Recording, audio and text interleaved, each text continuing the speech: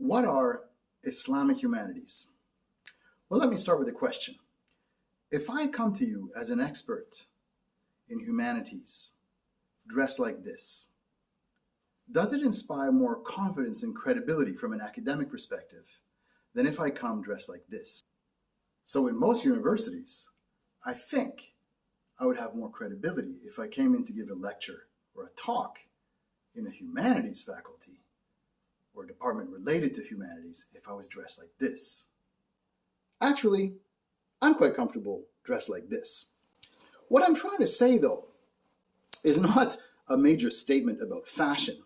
What I'm trying to say is, in terms of form and appearance, as well as in terms of content and meaning, in the modern academic context, things that are associated with the West and secular thought are considered more scientific, more precise, more credible, right? More serious, more objective, less biased, right?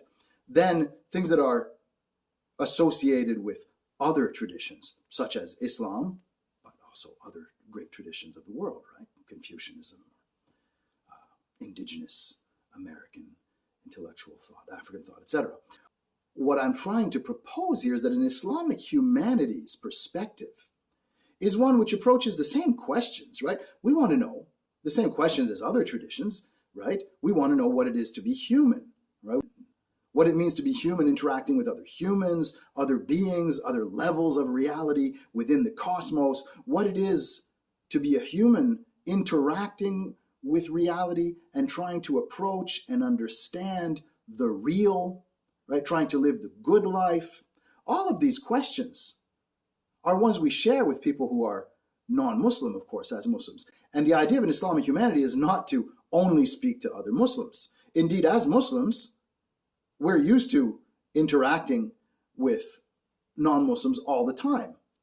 But in academic context, we often do that by drawing upon the Western secular epistemic tradition, right?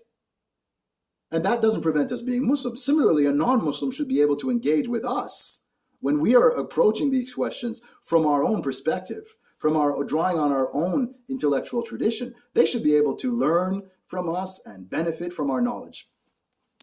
The Islamic intellectual tradition is absolutely not lacking in the areas of analyzing what it means to be human, right?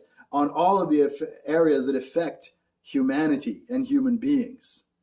We have a rich intellectual tradition, and it is the one that I propose that we look to first as Muslims when trying to approach the questions which concern us in the humanities, be it history or economy, society, right? Interaction with the world, theology, philosophy, literature, art. Islamic humanities is to speak about humanities from, or drawing considerably upon, I would say, the Islamic tradition. One need not necessarily be Muslim to engage with this tradition or to engage in Islamic humanities. There are some great thinkers, right, who, to my knowledge, were not Muslim. People like Annemarie Schimmel, right, who were a great Islamic studies scholar of the past century, right, who were extremely nuanced and subtle in their understanding of the Islamic tradition and inspired by this to think about, right, human questions. So I have renamed my YouTube channel Islamic Arts and Humanities.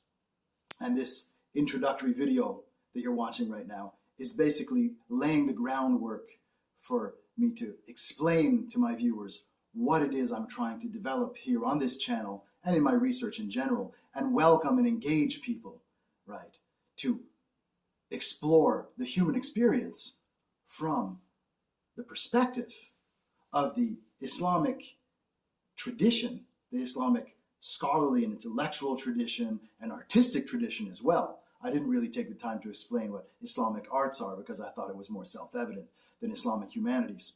But right, to explore the human experience from an Islamic perspective, together and in interaction with intellectuals, scholars, thinkers, creators from other traditions as well.